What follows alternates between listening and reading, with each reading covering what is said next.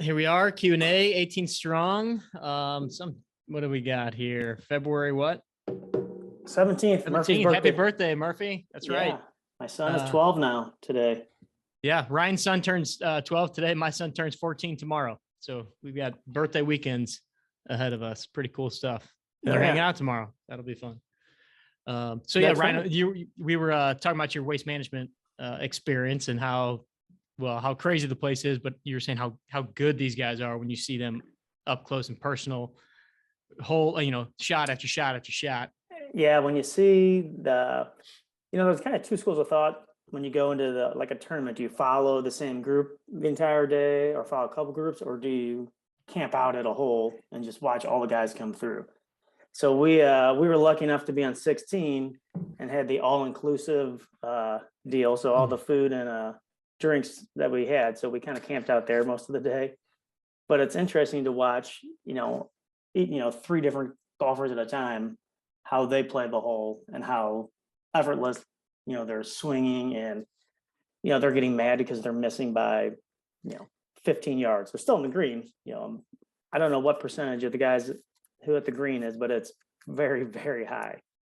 And then obviously, so Saturday we were sitting at the bar waiting for our airplane. That's when the guy, what's his face, hit the hole in one. Yeah, Sam Ryder. So, yeah, that's right. So we missed that, but it was pretty awesome. Anytime, as the day goes on, especially anytime anybody gets close, it gives people an extra incentive to act a fool, which is and be loud and obnoxious. It was pretty great.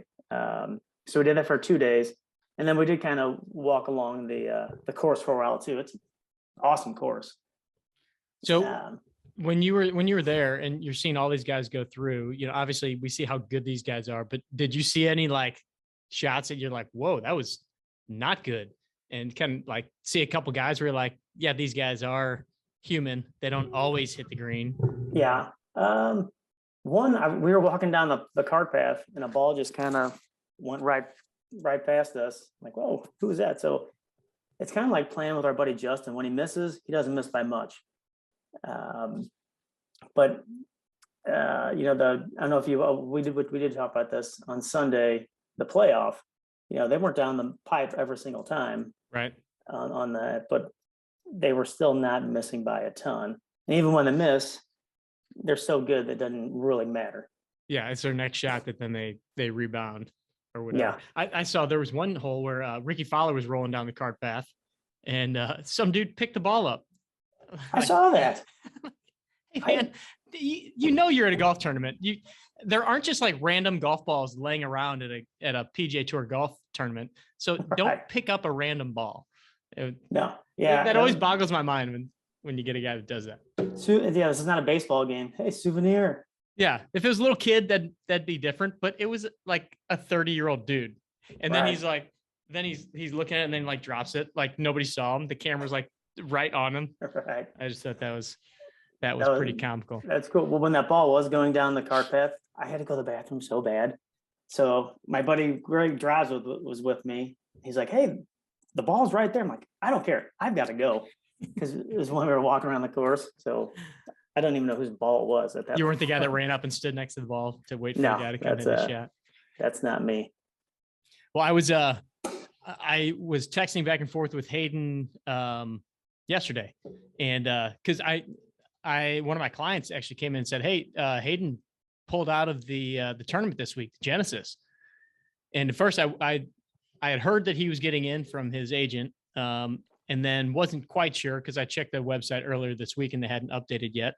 And then my client Chris said, "Yeah, I saw a note that said your buddy had to pull out," and so I sent him a note and just said, "Hey, man, is everything okay?" And he said, "Yeah, everything's good. I've been on the road for the last 5 weeks playing golf, and the body needs a break. He knows he's got a big swing coming up in Florida that he wants to get prepared for." And so he's like, "Yeah, everything's good. Just kind of taking a break." And then we were talking a little bit about the waste management, and he's like, "Dude, that hole number 16 is like nothing I've ever seen before." He said it was so amazing, and because I sent him a video. I took a video on Thursday when you guys were there of him hitting his tee shot. He almost got a hole in one on Thursday Yeah. on that hole, bounced right over the hole. And so I sent him the video of me and the kids watching it at home. And he's like, dude, that there's nothing like that hole. That whole event was incredible and crazy. Didn't go the way he wanted, obviously. But I don't know if you guys on the call saw, he was in the featured group with John Rahm and Ricky Fowler. So I had ESPN Plus on all day long and got to see basically every single one of his shots, which was just so cool. All of his shots weren't great that day, but those 2 days, but that was pretty awesome. So I would imagine it's a little intimidating playing next to those two dudes. you would think so. Yeah. Is Rahm, what is he, number 2 now?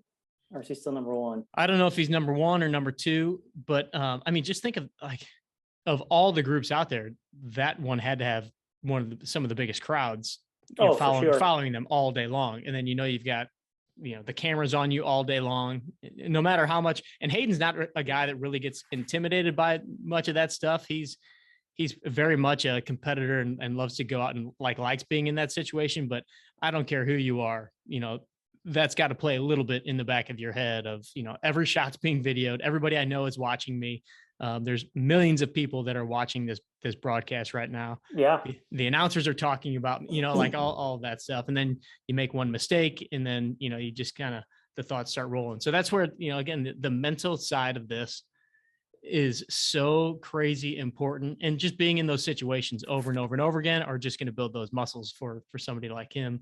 And all of us, of course, but, to be in that situation, the more he puts himself in those positions, the easier it gets, I believe.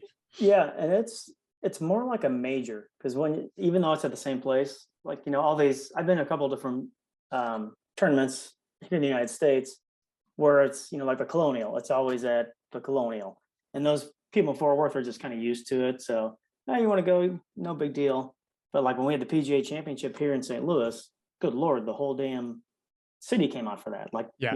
All the majors. So this had way more of a major field because there were so many people there all the time, especially 16. No other hole has that many people ever. Oh, it's crazy. And it's your first round, they started super early on Thursday. That's, how I think they actually went on. Did they go off on 10? Yeah. So he might've started on 1 that day and flipped the second day. Yeah. Yeah. They were early the Thursday. Yeah, because he was on 16 late in the day, because I remember thinking, I wonder if you guys are still. That's right. If you're still sticking around, or if you guys had gone or not. So yeah. Right. One suggestion for any of you that do go to a tournament, you were mentioning, it's a quandary on how to watch or follow, or do you stay in one spot? At the PGA Championship, I thought it was awesome. My brother and I went out on, I think it was the Thursday, and even the Saturday, and we started on 18 and we just walked the course backwards. And that was cool, because then you knew who was coming up. You could stay and watch, or you could kind of bypass them, but you weren't flowing with the crowd.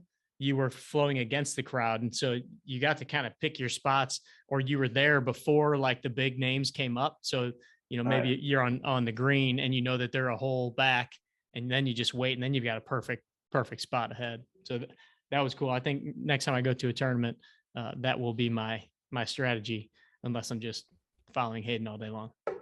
Yeah, carrying the sign. Yeah. That's right. Going backwards, then you can hear Tiger Woods coming, because half the tournament is coming with him. Yeah, you can hear the rumble. Oh yeah. Oh, here comes Tiger again. Definitely. Nice. Cool. I just got a couple things before jumping into some of the questions for today. I know Johnny Shepard's on the line. He threw a question out. We had a couple other questions come in, and we'll get to those. I do want to, first of all, it kind of feels like we congratulate Marina every episode, or every show, Q&A, whatever it is. But this was a big deal. Marina was the first official forger, the first official person to make it through the entire forge. 100%. So she had started a couple days earlier than I started my original one. And before many people started, she started a couple days ahead of that. and she went through 100% success. Marina, so awesome. Congratulations. Well played, lady. Thanks, Jess. Thanks, Rhino. Yeah, it feels awesome actually to have done it, because I've never ever done it before. I mean, it was the first time ever. I gave up 40 days of no booze, for example, and 40 days straight of, for at least 40 minutes exercise every day, and all those things. And at the end, I have to say to you, I was so nervous of forgetting something. So I had that sheet. Before I went upstairs. I really went through it 10 times, and I knew I'd done everything. But yeah, it's absolutely fantastic. So thank you very much. Yeah. So what was the hardest thing for you? And what do you think was kind of the biggest thing that came out of the whole 40 days? I think the biggest thing, if I start with that, was the fact that it built me a solid routine. I mean, now when I've done the 40 days, I still continue with the routine. I did have a bit of Prosecco tonight, because I got my British passport tonight. So I had Excellent. a bit of Nice. Prosecco. Good. But otherwise, I continued with the stuff, which is good. So you got me into this routine of actually following my exercises, which was the hardest thing, I think, to really stick to it. For me, that was the hardest. The booze wasn't so bad, because I set my mind that that's it, and it was okay. But yeah, I think the continuous 40 minutes exercise every day, even when my body was a bit tired, I just got on with it, and it felt so good to have done it at the end of the day. Yeah,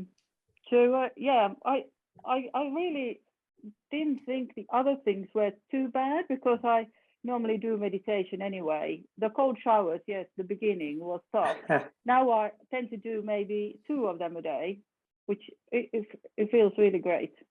Awesome. So that wasn't a problem. And the EFDs I have done for a long time, so that wasn't a problem either. Awesome. But yeah, it was awesome. So one thing that I want to point out that you mentioned, and I think this is a big deal that is often overlooked by many of us, is you mentioned the alcohol thing, and how it wasn't that hard because you just made a decision that it wasn't going to happen. And I think that it's the times when we try to do things in little bits that is even harder, and that's good and that's bad, because sometimes that's kind of that all or none principle, right? But when you are on something like this, and you can make that decision to say, nope, I just don't even have that option, that's a really powerful thing. And the same goes with cheating on your food too. Like if you know specifically, like, okay, I'm not snacking, or let's just say I'm not eating potato chips, that one thing. It's not like, oh, I'm going to have a couple of potato chips. It's like, no, I just know that I can't have them. And then it almost kind of wipes it out of your brain as even an option. So that craving, not that the craving's not going to be there, but even if that craving's there, you're like, well, I'm not going to succumb to that craving, because I just know that it's not even an option. And that's how I feel about the drinking too. It's like, it's so much easier for me. Easier might not be the right word, but it's so much easier to say, I'm not going to do it at all, versus, oh, I'll let myself have a little bit, because then, there's no line drawn in the sand, right, to where you stop. Oh, 2 beers. Okay. 4 beers. Okay. Bag of chips, like all of this stuff. So I think it's a really powerful thing to make that decision. And the same goes with even just starting the whole thing, starting the Forge, starting a diet program, starting a workout plan, starting anything. If you can get yourself into that 0 options mentality, like, no, I'm just doing it, or I'm not doing this. That's a very powerful position that some people have never really experienced. They've never challenged themselves with something like that, where they just turned the light switch off and said, I'm not doing that. But once you do, it's almost like refreshing. It's almost like a weight off your shoulders, that where, no, I'm not drinking for 40 days. And that's just it. So, yeah, it's more absolute than I'm just gonna eat better. Like that's Yeah. meaningless. Exactly. You know, I'm gonna be I'm just gonna be a nicer person. Like, what in the world does that mean? Yeah. So yeah, that's what I agree. That's much more effective to have it, you know, an absolute. You're either you are or you're not. Something Yeah. you can Or answer yes or no to. yeah. Or I think I'm going to start meditating. Well, are you or aren't you? Right. Do it 10 days, 10 minutes a day, or an hour a week, or whatever that is. I think I'm gonna start being more decisive. Yeah, exactly. Exactly. And then I think also, for those, again, to the alcohol thing, I think there's a lot of power in something like the Forge, where you've got a group of people doing it. I feel like we probably talked about this before, but when you have something to rally around, and then you can say like, I'm part of this thing, as opposed to being a weirdo out in a social setting. People, you, oh, well, maybe I'll just get a Sprite and put a lime in it and people will think I'm drinking a vodka. It's like, who gives a shit if you're drinking a vodka? Nobody cares except Right. for you. And you feel like you're the awkward one. But if somebody's asking you like, why aren't you drinking? First of all, you could just be funny and say, if you're a guy, just say I'm pregnant. That would be, I'm pregnant. So but like, you can just say I'm doing this thing. I'm doing this thing called the Forge. Or you can just tell people I'm not drinking right now, whatever it is. But I found that myself personally, I'd be in a situation, it just feels a little awkward. Like everybody, oh, why aren't you drinking? Well, if you say, oh, I'm doing sober October, or I'm doing dry January, I'm, me and a buddy, we're not drinking for 30 days. Then it's kind of like, it relieves a little bit of the awkwardness for yourself. I don't think anybody else really gives a shit, but we Do think you? that they do, right? Right. And I you don't feel care. awkward. So Yeah. but I think that gives people a good, same thing with, oh, why aren't you eating birthday cake? Just, I'm doing this thing. And people get that. People get the whole challenge thing. So that's just kind of a little hack for those that maybe do struggle in those situations of, kind of giving in a little bit because it feels a little bit weird or feels a little bit awkward. Right. I think it certainly helps to have that accountability and the group and the chatting that we have had along and your encouragement, and it just made you feel even more keen to do it, and you really stuck to it. I mean, there was no way you would do anything else. So I think the group was and is very important. Yeah, I can't agree with that more. Because the group thing, knowing that you're in it, other people supporting, we've even had people just recently like, hey, I fell off the wagon, I'm starting again, and then other people jumping in like, hey, I just started over too, like, and just kind of rallying around that, which I think is fantastic. One thing that I do want to mention, and again, I don't want to always make this about the Forge, but it is on a lot of people's mind that are on this call. And let me ask you this, Marina, when you finished, was there any kind of has there been any kind of, I don't want to call it a letdown afterwards, but I was talking to another guy who finished just recently, and now he's kind of like, man, I feel like I need to do something else now. I feel like I need to, I need another challenge, and it's almost like I need it quick before this all goes away, kind of a deal, right? Have you felt that at all? Yes, indeed. Yes, exactly. Actually, but what I have to say that I have enjoyed my wine over the weekend. I have done that, and I had 2 rest days over the weekend, which I hadn't had for ages, which felt good. So whether I could do a straight 40 days now again, I'm not so sure, but I certainly would like to have something like a follow-up, something to continue. Yes, I absolutely feel like that. Good. Yeah, and I think that goes to show that it's important to always have something that you're shooting for, that you're striving towards, that you're kind of committed to, right? Otherwise, some of these habits will slowly start to fade away. And we're not saying that you have to do all 7 of these things for the rest of your life. This was a bit of a boot camp, right? But it did build in good things that I know a lot of people are going to continue, but it's easy over the next month, 2 months, 6 months, that if you kind of get out of the habit of doing some of them, they start to just fade away. And it's really easy to kind of shift back and kind of get back to the point, next December where you were this past December. And then all of a sudden and I found myself like this past year before, before the Forge started. It was kind of like, and that's almost really one of the reasons why I really wanted to do it in January, as opposed to wait till Lent like we did last year, because I felt myself kind of slipping a little bit. I didn't really have a goal, and I knew the Forge was coming. So then you kind of start to let yourself slip a little bit more. Right. And so, it's like figuring out a way to always have something that you're committed to, at least. And how do you play that game of keeping yourself committed? So I will give you a preview that I am working on kind of a back nine of the Forge that will be a little bit more, even more so self-directed, where, I don't think it's up to me to determine what habits you guys should all have. Right. So part of this will be allowing a little bit more leniency of the alcohol or food or like whatever you want to choose. But again, making sure that you're committed to writing down what that looks like. What can I do? What can't I do? Taking away a few of the tasks, or minimizing a couple of the tasks, increasing a couple of the tasks, and even changing a few things in there.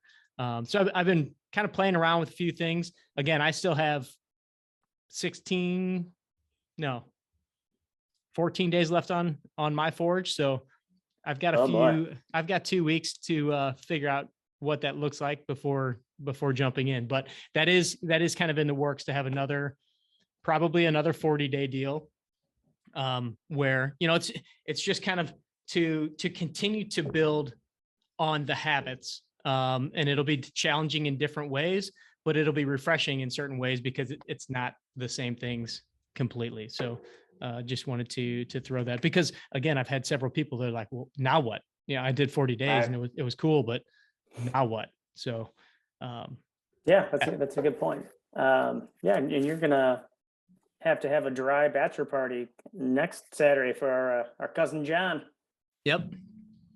Yeah. Because and it's funny because you blew it, man. When we originally were setting up the date, I saw the first date and I was like, oh crap, that's going to be right in the middle of the Forge. And then realized it was later, it was after I finished, and then I screwed up. And then I'm like, oh, well, doesn't matter anyway. So I get to be a sober ride for my brother that day. You can pick me up too. I've got no problem with that. Yeah, I could do that. You just pick up everybody. And Shepard, I'll pick you up too. You're invited now too. Why not, right? Second shift. Yeah, I'm drinking too, so that works. That's why Shepard runs, so he can drink beer. That's right. Shepard's injured. Uh-oh. What a surprise. I did get that's injured. I did get a video of Shepard at the driving range 2 weeks ago or so. Lefty golf swing, looking pretty good. Mm-hmm. Looking pretty good. Shepard got the golf bug, what, in the last 2 years, Shep? Last year. He's all in. He's all in. It's an expensive bug. I'm all in on a budget. Yeah. Aren't we all? There's no budget for golf. It's impossible. Cool. All right. Real quick, before we jump into the questions, something that just a discovery I made yesterday.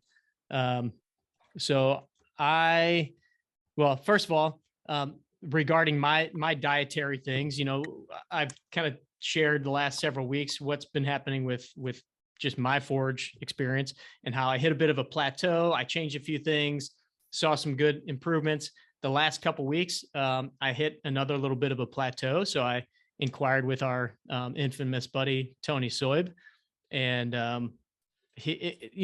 this goes to the importance of having somebody that you can bounce questions off of.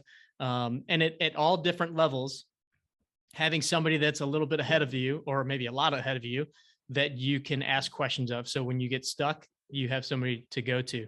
And we've said for years, Tony is our guy when it comes to nutrition stuff, when it comes to like really dialing in strategic plans with strength training programs, body composition, those kinds of things. And so he immediately asked me, what my training program looked like, and kind of broke that down for him. He asked me what the diet was looking like. And then he just sent me a new program, which was awesome, 5-day program.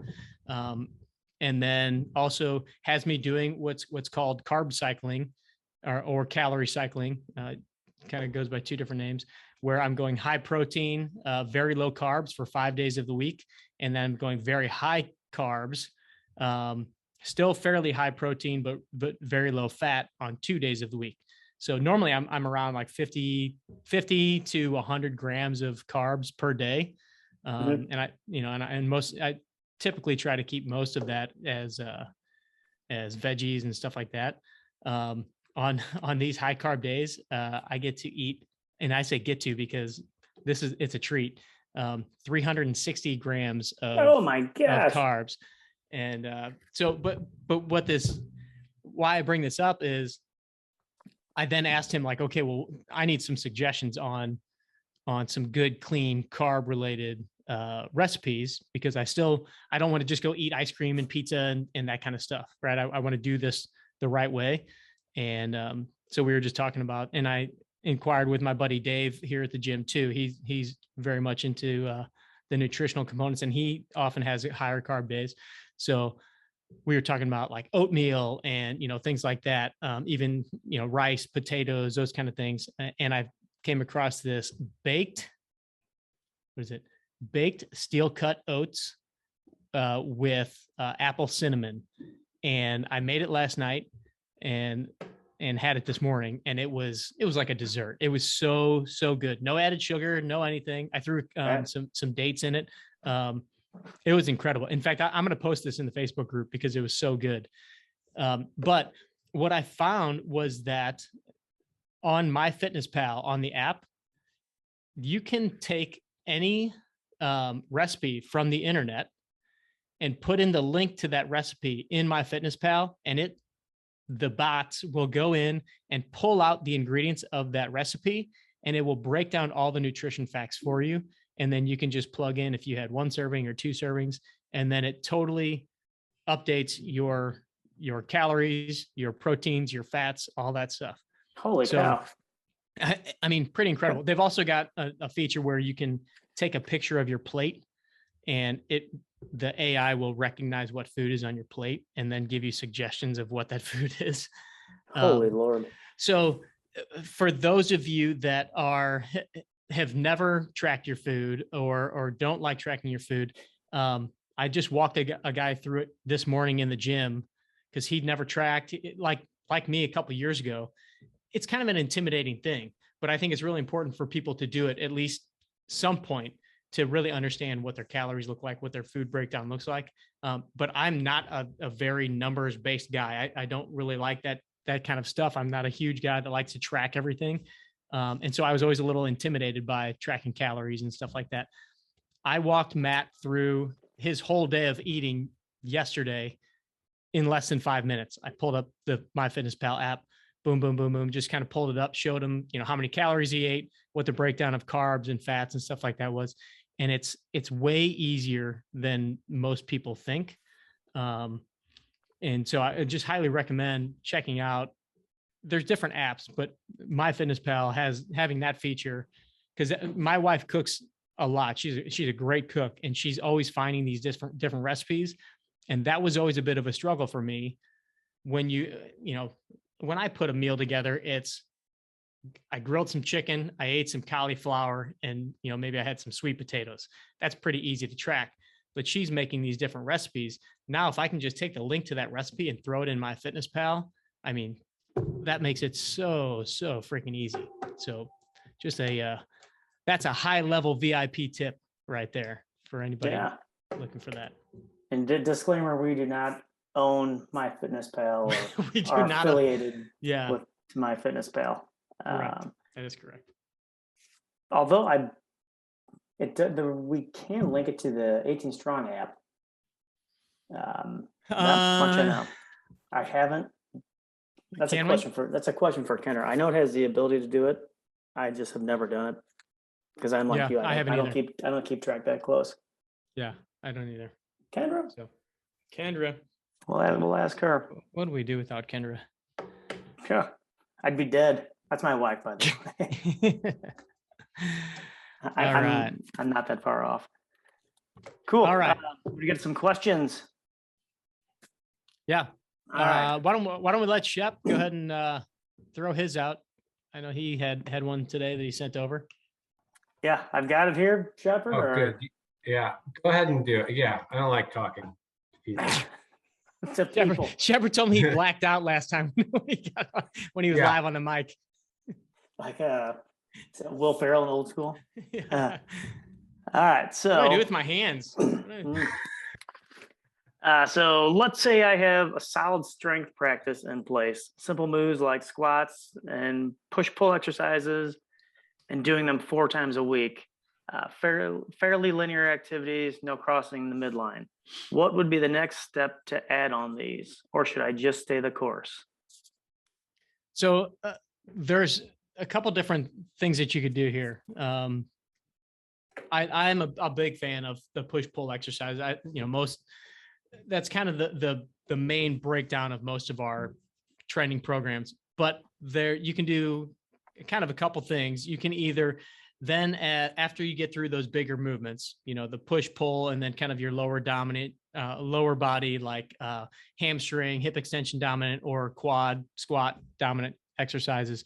Then you can do what I like to call more of the accessory exercises, where you can then build in some rotational patterns. You can build in some more unilateral stuff. You can do some lateral movement kind of things. Could be lateral lunges, could be cable rotations, could be Pallof presses where anti-rotation kind of things.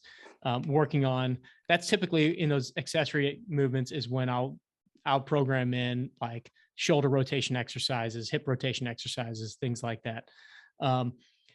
In a lot of our programs for, like the Golf Body Blueprint, the Activate program, all of those, we incorporate in some of our pushing and pulling exercises, rotational patterns. So like if you're instead of doing just, straight presses, we'll do like a cable where we're making sure that you're rotating the upper body, or in your rows that you're rotating the upper body. Maybe you'll have a square-footed stance. Maybe you'll have a staggered-footed stance. So we play around with all these different angles. We play around with adding rotation, or making sure that you're fighting rotation. So like on a pressing exercise, maybe we'll do a single arm dumbbell press where your body's actually fighting the weight that's trying to force you to rotate. So like we'll shift you off the bench a little bit. So one shoulder's off the bench and that weight wants you to fold that way. And so you have to stabilize. So that's kind of an anti-rotation as you're pressing up and down. Or maybe you're in a half kneeling position doing a press in a row, that kind of a thing. There's even some different, like side step ups is a little bit of a lateral move. You can do kind of almost like a curtsy step up where, one leg's almost kind of behind the other. If you don't know what that looks like, that's probably kind of hard to imagine. But so it kind of depends on, and this is kind of the theme that we've been talking about this week, or the theme of this call is, it kind of depends on what your goals are. If you're really working on getting, really strong, then those bigger compound movements are going to be really important for you. So the squats, the deadlifts, the big presses, the pull-ups, the rows, things like that.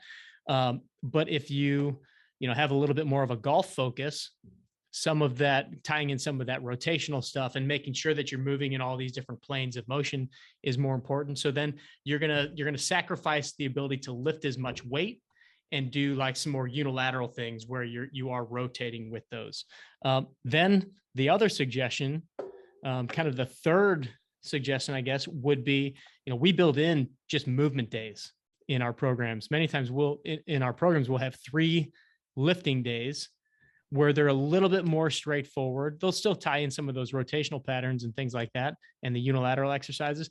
But then on the opposite days, it'll basically just be more of a mobility day or more of a movement day where we are getting you into these a little bit more stretching patterns, active movement patterns without the resistance.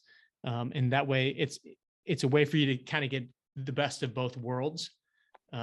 Those days are typically shorter. They're a lot less strenuous on the body. So Marina, kind of going back to your point of, you know, even with the Forge, doing the 40 minutes of exercise every single day, you know, that's one way that you can get your 40 minutes in without it being super taxing on your body. Almost use it as like an active recovery day where you're doing some of the more movement-based patterns. And then on the next day, you're doing more of the strength training patterns. And that way you give your body a little bit of a break, but you've got that constant movement, that the consecutive movements over the course of the week, over the course of the month. So you're always kind of training your body to move in different patterns. Yeah, I'm really looking forward to the movement days. The flexibility of movement, they're nice to look forward to because you know it's a bit easier. Yeah, absolutely. Yeah, they're good. They're good. Yeah. Yeah, you don't quite have to worry so much about it being super taxing or hard, or at least like super strenuous, right? Like trying to push yourself like you would when you're doing dumbbell split squats or lunge walks or things like that. But they're difficult in their own right too, especially if you're somebody that lacks some of that mobility and ability to move in those different patterns. And so Shep, I would say, you know, for you, that would be a great add-on to your program. If you're doing 4 days of kind of traditional strength training, more of the bigger movements, you know, maybe you take 2 days and just have like a 15-minute, 20-minute movement routine. And, you know, we've got those in our different programs. The micro workouts that we just put out, that's pretty much all movement days. There's very little resistance in there. We've got some rubber band stuff, but it's pretty much geared to just kind of helping people get moving on a consistent basis. So I think there's 12 different sessions in there, Rhino, and they're built to be, you know, 20 minutes or less, and they're very much more of a movement based routine than they are a strength training routine. Yeah, I those appreciate are the answer. yeah, those are I appreciate the movement days also. I know we're like always anti golfish exercises, which makes perfect sense, but those actually feel golfish, you know, when you're doing a lot of, you know, those. So you know that is like when you're just, you know, doing I don't know, bench press, you can't really, your brain doesn't equate that to playing better golf. It does, obviously, but when you're doing a lot of the movements and the movement days, like, oh, I can see how this would help you on the course for sure, because a lot of the movements are, again, golfish, which we don't like to subscribe to, but feels good. Yeah, and you know, I mean, me personally, and Ryan, I know you're the same. Like, I really enjoy the kind of more traditional weight training workouts. That's just kind of, yeah, for sure. It's what I enjoy. And so sometimes it's hard for me to take the time to do some of the movement based ones. Now with the Forge and everything, like you said, like some days it just feels great to do those because it is a little bit more of an active recovery kind of a session. But if you looked at my program right now, it's very much a strength and bodybuilding style program. So I need to make sure that I'm, you know, first of all, obviously doing my EFDs. And those many times will check the boxes for me as far as making sure that I'm getting a lot of these rotational patterns. But with a program like this, it's 5 days of weightlifting pretty much. And so right. if I don't consciously make an effort to do some other things, that just starts to set me up for not great patterns in my golf swing. And I'm fortunate enough right now, we've got Casey Cox, who is the new head of instruction at one of the top clubs here in St. Louis. And he's giving lessons in the pit here in the gym. And so I get to kind of watch him, and he's a biomechanics specialist. And so I get to kind of watch him give lessons and see what he's talking about. And then we can kind of kick around some ideas. And just watching him makes me think like, oh yeah, I need to incorporate a little bit more of that stuff into, you know, my programs and make sure that I'm getting in and doing my swings and what I'm working on my swing. So there is that piece that you do have to be a little bit golfish in your intent sometimes. Not that you have to make up silly exercises, but there does have to be some focus to some of the stuff to make sure that you're not losing out on some of the mobility stuff and the range of motion and the rotation. And that's really, I think, what prompted John to send that note to me was he was at the driving range knowing that he's doing all the strength training and doing the right things, but like, hey, I just don't feel like I'm elastic enough to I felt elastic, but looking at the video tells you a different story. The video never lies. yeah, No, I should pull it up and no, you shouldn't. I think we're okay Yeah. with that. Yeah. well, we got our boy Wes. Wes is on here. He could Yeah, I saw it. he could analyze your swing while we show it to the world here. Yeah, that's right. Just hey, for the next 17 minutes, Wes can just give us all free Free advice. swing breakdowns. Yeah, Perfect. for sure. Yeah. For those of you that don't know Wes, check out his Instagram. He's always showing some good stuff that he's doing with his students. Is he left-handed? It doesn't matter. Doesn't matter. He can teach righties or lefties. Yeah, honestly, like the movement stuff, if it didn't help my golf, I don't think I would do it. Yeah. 'Cause it's just like I can't really do yoga; it's just not my jam. But that, like, I know this is helping, so Right. it does it. It's my muse to do those movement days. We should almost do like a spoof yoga video where you have to hold a golf club for every stretch. You have to, make everything super, super golfy. So golfish, and then you can Yeah. charge a premium for it because it's golf. Yep. Let's do that. So that actually kind of brings up a good point that we had talked about earlier. Like, John, what exactly are you training for? And that Bryson DeChambeau infographic that's been going around here. Let me see if I can share my Yeah, screen pull that here, up. guys. Share screen. Share that one. Okay, can you guys see that? Yep. Mm-hmm. Right. So it's the pre-bulk versus the post-bulk. What's he been doing this for about 24 months or so? Maybe even longer, because it was It started like during the pre beginning of COVID, right? yeah, before we all got that put in off jail. season. Yeah. So, and really, what the one thing they don't know, how much weight do you think he's gained, Bodine? Well, I want to know what he's back down to, because he gained like a massive amount. I don't even know. It was like 40 or maybe even 50 pounds. Like it was, they were saying it was like 30 pounds of muscle, which means he had to be like, he had to have gained 40. I Right. don't believe it was 30 pounds of muscle, Those are steroid numbers. but, and he never looked like he was on steroids to me, just because he No. was still so fluffy. He was eating. That dude was Right. eating and drinking 11 protein shakes a day. But I think that he's probably dropped a good 15 to 20 from the heaviest that he was, at least the last time I saw him. He looks a lot better to me right now. Yeah. Or when we last saw him play, he just looks healthier to me and looks more fit. But yeah, I guess the point of this is, like, Yeah. for- What was he after? When he set out to do that, did he just tell himself, I want more distance?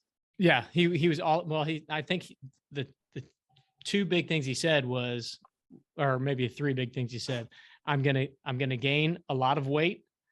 I'm gonna build a lot of muscle size. I'm going to hit the ball as far as humanly possible, and I'm gonna win a major. So he did win the major. Yeah. I mean, he did everything that he said he was gonna do, which I take my hat off to. I think it was incredible to see that transformation.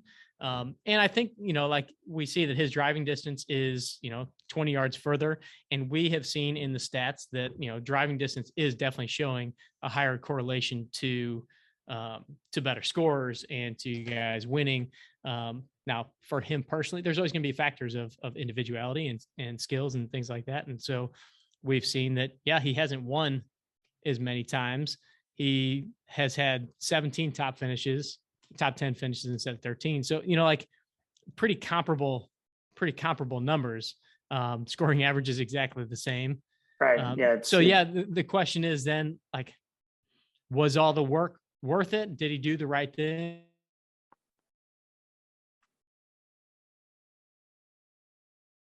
He's frozen. Kind of. Can you, am I Now you're frozen? back. You were Okay. frozen. Now you're back. All right. Yeah, I you applaud left- the guy for doing what he did. But it's kind of, should other people strive to do exactly the same? I think these numbers are saying that that's not the answer for everybody. gaining a bunch of size and hitting a ball 20 yards further didn't change his ultimately results all that much. Yeah, it sounds cool. And yeah, so it's kind of like, what are we training for? But with him, I think even a bigger picture, he's got this is totally not golf and fitness. He's got a Bryson DeChambeau brand. And he went from, that guy's, I've heard of him. He's kind of a weird scientific Kind of dude weirdo. to everybody knows who this freaking guy is, to the point where they're, rumored to pay him, 135 million to play in the Super League over in the Middle Yeah. East. So I'd gain a bunch of weight in 20 yards for that. Yeah, I mean talk about an incredible branding play, just what he's done. So many different things. And yeah, I hear he's a very interesting dude and just loves to experiment. And Yeah, hats off to him. right. So let's assume I think his big thing was always the distance. And so Yes, size and distance. he went out and did it. Yeah, distance was the ultimate goal, and he figured that gaining a bunch of size was going to be one big piece to that in training for speed, and he did both of those things. Yeah, so he had a goal with his training, and it clearly worked. Yeah. So he had a goal, but then he stuck to the process, right? To the point of several other calls we've had, is he then did the workouts, did the training, and most people didn't see how hard that dude worked to get to what he did. Yeah, he's got a pretty badass home gym in his garage. Mm-hmm. I think it is. Yeah, so all of those pieces of equipment, if you ever watched that weird video that he put out, those were it was all Prime equipment, PRIME, and that's what they had some of those machines at the last place that I was at, kind of in the interim over at Lift St. Louis. Those machines are incredible because not only are they like your standard kind of Nautilus type machines, but most of them have different pin placements where you can adjust where the hardest portion of the exercise is. So like, let's say you're doing a fly, you can adjust it so the hardest part is back here, or you can adjust so the hardest part is like the mid range, or you can adjust so the hardest part is at the end range here. And you could do that with like a leg extension machine, hamstring curls. You could do that with the flies and reverse flies. And so all those machines that were in his gym were all Prime machines. So he had a pretty sweet setup, definitely. That's pretty dialed in to have the three little. It's amazing. Wow, should have thought of that. Yeah, oh, wow. It was pretty cool. All right, so speaking of distance, Miss Marina, my goal is to hit the ball farther. Of course, what a surprise that a golfer wants to hit the ball farther. But also stay healthy and avoid injuries. So how do I know how to not overdo my exercises? I guess overdo exercises, overtraining. What's kind of the benchmark for that? Is there? Well, you obviously you got to pay attention to your body. If you're doing some speed related drills, speed and power related drills, I would only do those a few times a week. So if you're doing anything like super speed clubs or Mach 3 or any of those kind of speed systems, you don't want to overdo those. And you need to make sure that when you are doing them, that you're giving yourself time to rest in between too. It's very easy to turn speed and power exercises into resisted cardio, because people, they feel like if they do some, that doing more is better. And that's one of the things with the super speed system that has kind of been questioned a little bit. I know Chris Finn, our buddy in North Carolina, he did a bit of a research study on the super speed protocols. And he suggests doing quite a bit less volume than the super speed guys actually suggest, simply because you're doing the way that some of the programs are subscribed are prescribed is you're doing so many swings back to back to back to back that it's like we always say here, you can't get faster when you're tired. So when you're working on speed, Marina, it's not about doing a bunch of like fast drills for extended periods of time. It's about doing a couple fast drills and then relaxing a bit, letting your body recover, and then doing a couple fast drills. So, like the 15 swings that we're doing every day for the forge, I don't recommend doing those all out full speed every single day. I would say a couple days a week, work on doing them with a lot of speed, like really getting after it, but 2, maybe 3 days a week. Or if you're doing like a super speed training system or something else, then, do that program 2 or 3 days a week. Use that as your swings for the day. Don't do any extra ones. But you want to make sure that your body is pretty fresh when you're doing some of the speed related stuff. You want to make sure that you're not overdoing it, because a lot of that is nervous system related. And so if you're taxing your nervous system, which is what the speed and power things do really, really easily, then your body's not going to recover well enough to really actually get the benefits of increasing the speed. Does that make sense? Yes, but I got a problem because I do my exercise program. So if I do, let's say, core and power and strength, then on those days I shouldn't do the super speed. So I then need to do them on the mobility days, that's what I have had problems with, because I want to do, I do warm up very carefully before I do super speed, but I have done it in the wrong way, as you now explained. I did it, so my heart rate went really high up, and I did it with a long, with a monitor, so I could see the speed getting up, and I got excited, and then by the end of it, you're exhausted, and so I don't know, when am I fresh? I play a lot of golf, do my strength exercises. So when on earth am I doing the super speed? I cannot understand when I'm doing it. When is it the best to do it? So I would recommend either doing it, so I know that you do a nice good warm up beforehand. So if you do a nice good warm up, you could do the super speed before you do your strength training days. Okay. Or you could do it. I'd like to tie it in kind of with the mobility days.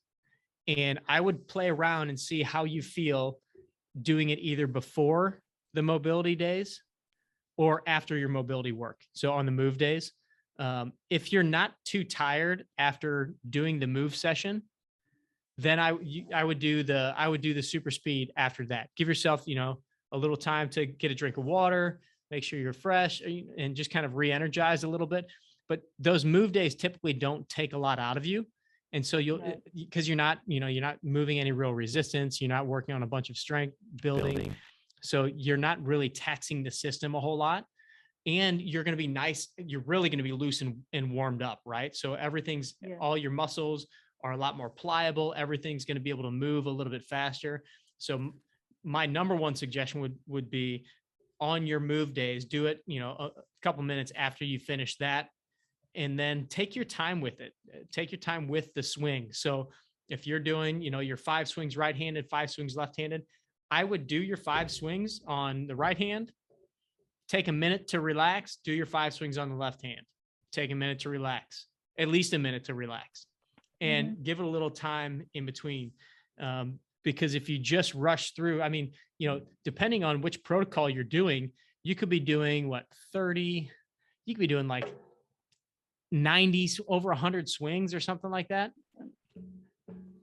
Yeah. 15, as you get further down, it's 15, 15. 15, 15. Then you go, step change, you do 15, 15, then you do Happy Gilmore's 15, 15. So, I'm kind of along the lines of Chris Finn, that it starts to get to be a little bit too much, because we've all experienced it. You get done with your super speed and you're like, whoo, and your heart's pumping and you're gassed. And I don't know that you would ever see, like somebody that's really working on speed. Like if you watch a sprinter really trying to get fast and work on their power moves, they're not going to try to do it when they're that worn down. Now they may do that for more endurance purposes, something like that. But if they're working on specifically, I need to increase how fast I'm going, they don't take themselves to the limit of complete fatigue and then try to do it again and do it again and do it again. They give themselves plenty of rest time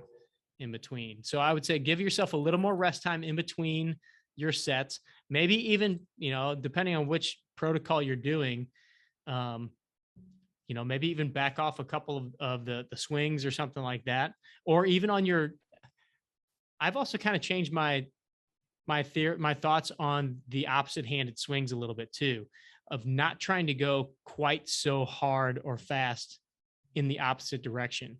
And I know that you're able to build up acceleration and deceleration by doing that. But again, there comes that risk reward piece of, first of all, just hurting yourself because you're swinging in a non-dominant direction where your body doesn't have as much control. And so to try to do that as fast as possible can just kind of put yourself a little bit at risk. But then also, not going 100%, that will give you almost a little bit more time, or it'll make it a little easier to recover before you go to your dominant side. Now on your dominant side, I do want you trying to go as fast as you possibly can. Yeah. Okay. Thanks. That helps a lot. Thank you. Good. All right, guys, we've got maybe a minute here. I've got one question here. If you have a question on the call, throw it in the chat. So this one, Jeff, you have to put on your physical therapist hat from Brad. So I've had a torn right hip labrum for 2 years. It hasn't stopped me from playing golf or working out, but does cause pain when sleeping, sitting for long periods of time, long range sessions, and deep squatting. I've done general rehab and some advanced stuff as well. I even took a cortisone shot, which I don't really like to do. What are your thoughts on surgery, or mainly do you have any thoughts on other rehab ideas? I can really tell how weak it is during single leg stability exercises. Love the show, long time listener. So what are your thoughts on that, Mr. PT? Yeah, this is a tough one. And I wish that, Brad, I wish I had some more recent experience working with hip labrum repair stuff. This is something that I used to see a lot of back in the PT days, because I worked really closely with a guy by the name of Dr. David King here in St. Louis, who is possibly one of the top hip labral repair guys in the nation. A lot of NHL guys come to him. It's a very common injury in NHL players. And it has a very high success rate after post-surgery, but it's a very involved surgery. There's a lot of rehab that goes along with it.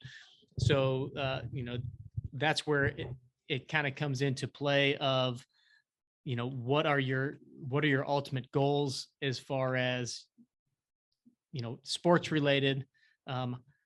How much do you want to go into it? Do you really want to go have this big surgery?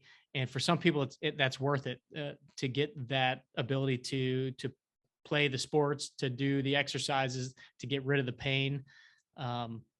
But like I said, I'm not really up to date on a lot of the most recent research on rehab, quality rehab versus surgical repair. It sounds like Brad has done quite a bit of extensive rehab and exercise and things like that. My first suggestion would be, you got to really kind of pay attention to what your body's telling you. So he mentioned the deep squats. I'd be careful going into anything that feels like it's pinching or impinging or causing more discomfort.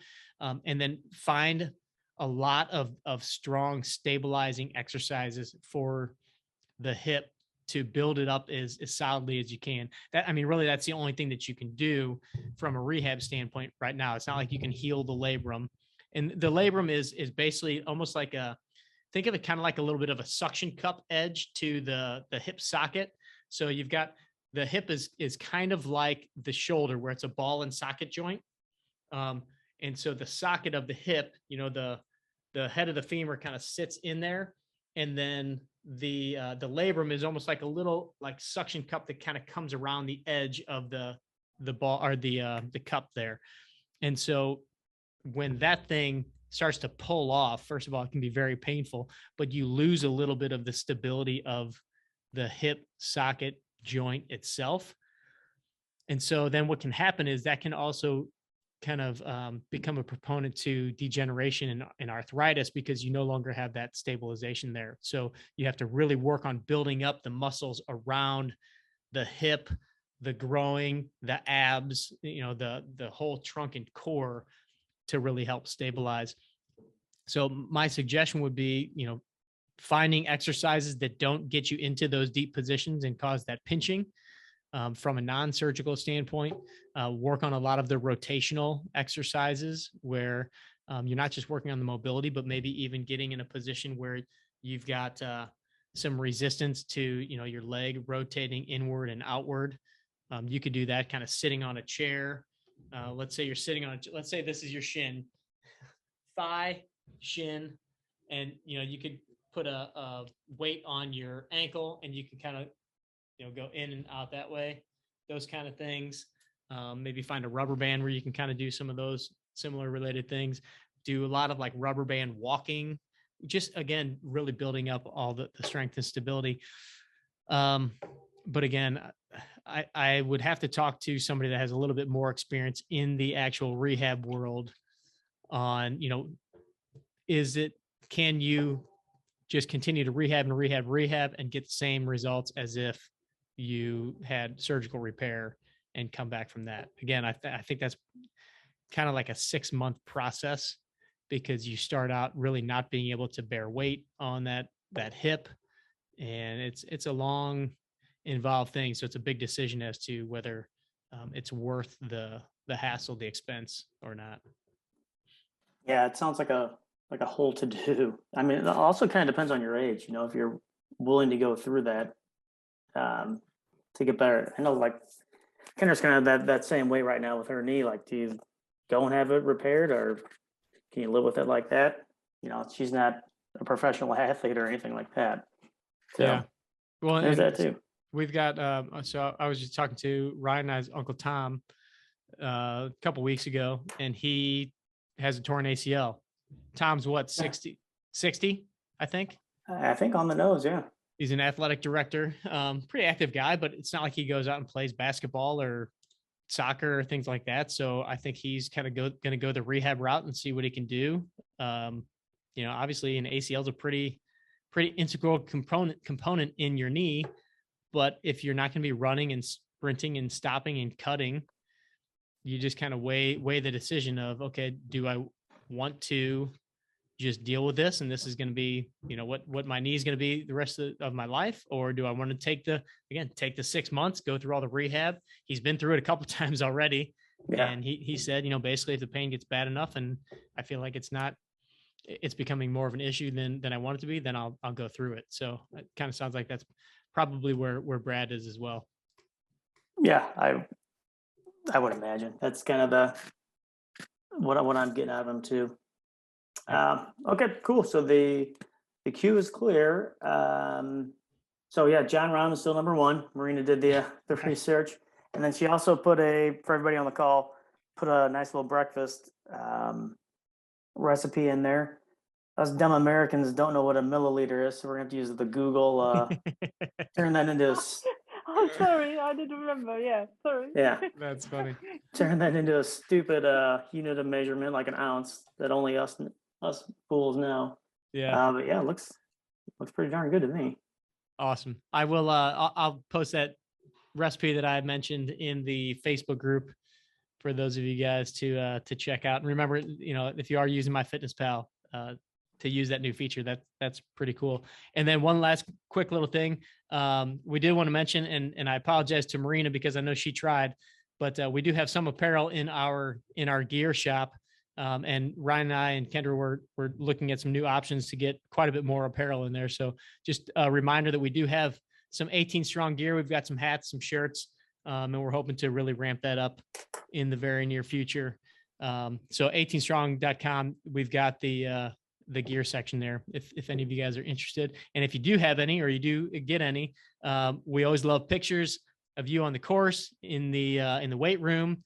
We're even starting to kind of, if you guys have a little video of where you're working out, like what your workout situation looks like, we started posting those on Instagram too, just to kind of show people, what different people's setup looks like in our crew. and just to show, there's some pretty cool places out there for you to work out. I should probably take one of my basement where my wife trains, because I think she's the most badass of all of us, because she goes down in this dingy basement with a barbell, and she just gets it done down there. But she would kill me if I posted a video of our basement on social media. But if you guys had that, put it out there, and we'll repost it on Instagram and tag you in it if you're okay with that. But any pictures, we love to just kind of share the story of our crew. So appreciate you guys, and we'll see you soon. We'll see you next week. Yep. All right. See you guys. Thanks. All right, guys, stay strong. See you.